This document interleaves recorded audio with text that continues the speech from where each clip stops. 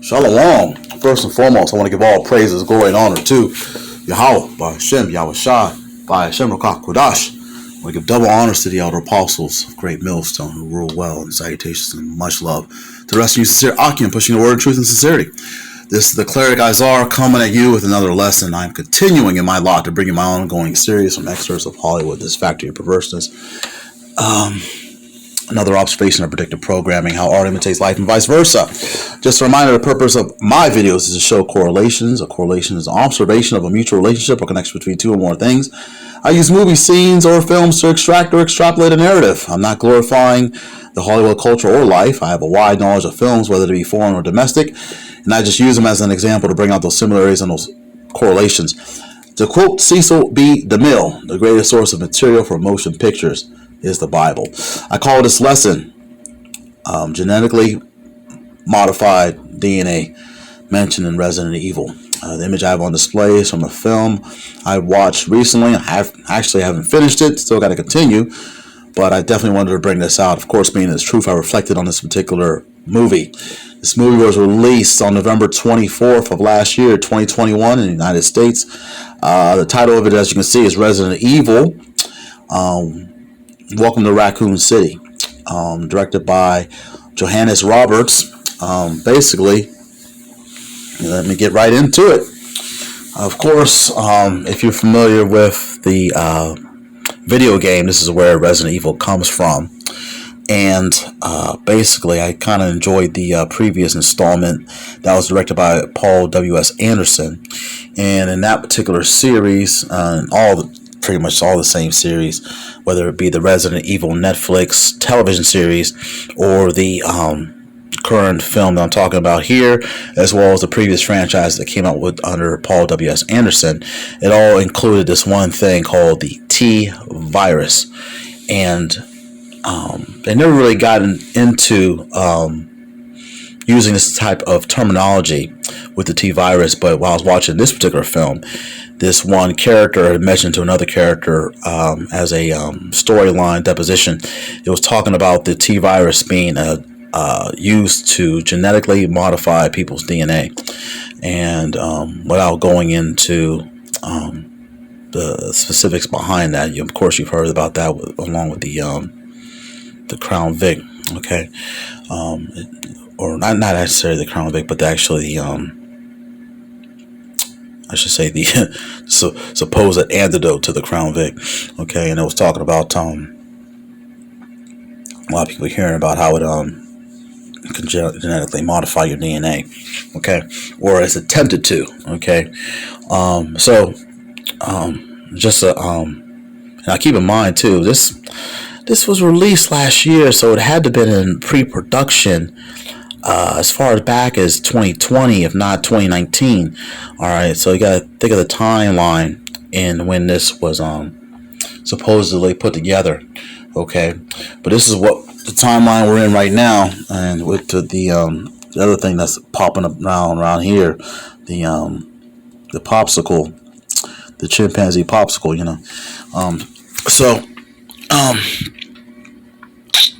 basically, we're pretty much at this point, for people that are in the know, you shouldn't be that ignorant of what's going on. I mean, of course, we got people that aren't even in the truth, and that they have their supposed predepositions of what's going on. All right, but the ones that are in the truth, specifically the elect, are not ignorant of Satan's devices, as pertaining to 2 Corinthians chapter 2, verse 11. Let me just bring it out and read it. Lest Satan should get an advantage of us, for we are not ignorant of his devices. And I remember running into one female in the world, and she was talking about trusting the science. And I'm not going to tell what her profession was, but so interesting how people only get so far in scholastics and their scholastic level of maturity and graduate level. Or you ask somebody, how much time they actually spend in the scholastic system and what's the highest grade they completed. Like, well, if you trusted in science so much, why didn't you stay in school? Why you got this sob story of what happened to you, going back so many years and you dropping out and doing something else. But hey, the wisdom of this world is foolish to the Most High. 1 Corinthians chapter 3, verse 19, staying in the Corinthians, just in the 1 Corinthians. 1 1 Corinthians chapter 3, verse 19 reads, "For the wisdom of this world is foolishness with the Most High, for it is written, He taketh the wise in their own craftiness." And it is. I gotta admit, just being in this truth, hearing all the different lies and hearing all the real truths that are actually going forth. Like, there's still things that I'm hearing about. Like, at one point, I had to do a 3-part series on the moon, and just reading about the fact that the moon gave its own light. I was like, that's pretty shocking to me, because in school, and they teach you that, the moon is reflective from the sun on the other side of the planet. I always thought that was kind of interesting, being in school. But wow, just learning that the moon gives its own light, it's like wow, like, makes a lot of sense to me now. I wonder why they just bring out the truth. But hey, Esau is totally against the truth, and he's going to bring about this particular calamities on this earth, but ultimately it's the Most High dealing with him on the left-hand side for him to bring forth prophecy. And this is something that Yahweh Shai, the one you ignorantly call Jesus Christ, who is a so-called black man who sits on the right-hand side of the Father at this moment. And he spoke about this when he was on the planet, while he was still in flesh and blood. In the book of Luke, chapter 21, I'm going to read the 11th verse. Luke chapter 21, verse 11 reads, "And great earthquakes shall be in diverse places, and famines, and pestilences, and fearful sights, and great signs shall there be from heaven." Okay, I think I even woke up this morning, and the light outside was like totally orange. I'm not sure that was the sun coming up, or if that was still the moon, but it was a sign from heaven.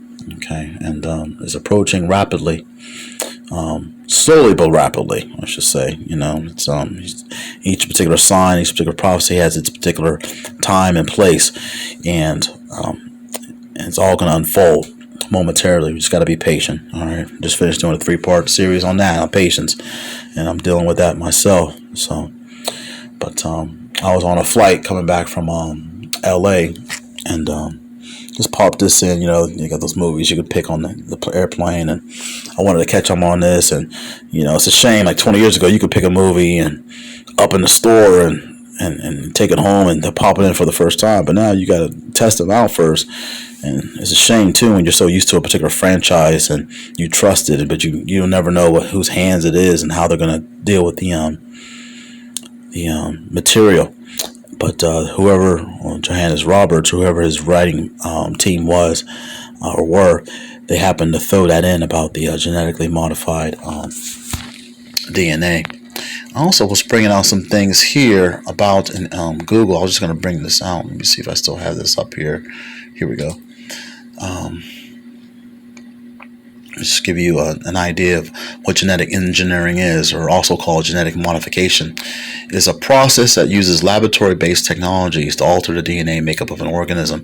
This may involve changing a single base pair, deleting a region of DNA, or adding a new segment of DNA.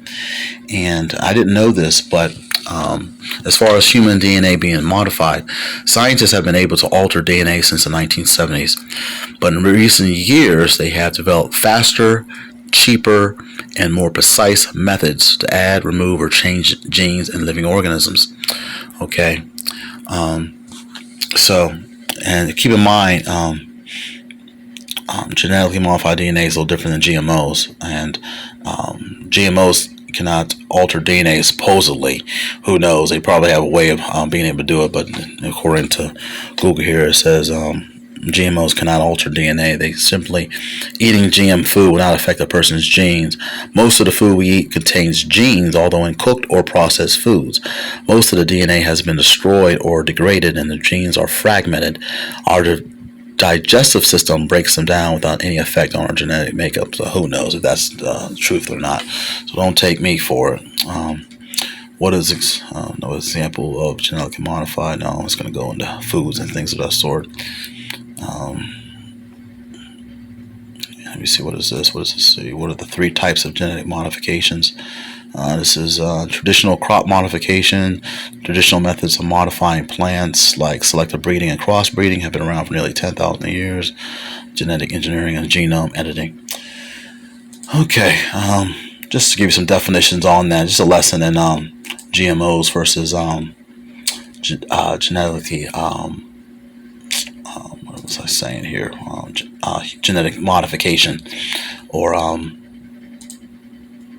genetically modified DNA. Okay, so basically, I'm not done watching this film yet. I gotta admit, I wouldn't recommend watching this, but there is like a scene where this guy's in a jail cell. He tells the guy that the T virus is genetically modifying people's DNA. So a little light bulb just went off on my head, and I was thought about making the lessons for you guys. Also, just gonna end it on this because I still got some time to go, and at least it's not the same time as disciples when they asked Yahweh Shai. But I always like to end my videos on a good note with some type of silver lining, and there is light at the end of the tunnel.